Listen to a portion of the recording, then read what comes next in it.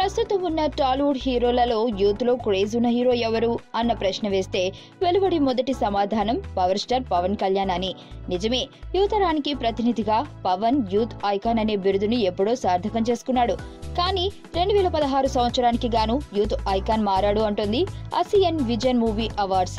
సినీ రంగానికి సంబంధించిన పలు విభాగాల్లో అవార్డులను ప్రకటించిన ASEAN విజన్ 2016 సంవత్సరానికి గాను యూత్ ఐకాన్ గా మెగా వారసుడు రామ్ చరణ్ నిలిచారని పేర్కొంది. నవంబర్ 18వ తేదీన షార్జాలో జరగబోయే వేడుకలో ఈ అవార్డును చెర్రీకి ప్రకటించనున్నారు.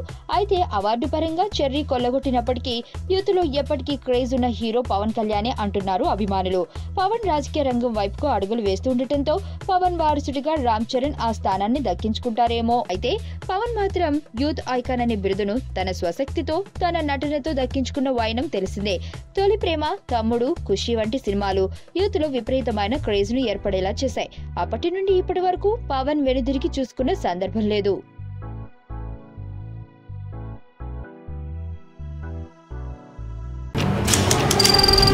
నీ స్నేహితుడు ఎవరో తెలిస్తే నీ క్యారెక్టర్ తెలుస్తుంది. నీ శత్రువు ఎవరో తెలిస్తే నీ కెపాసిటీ తెలుస్తుంది.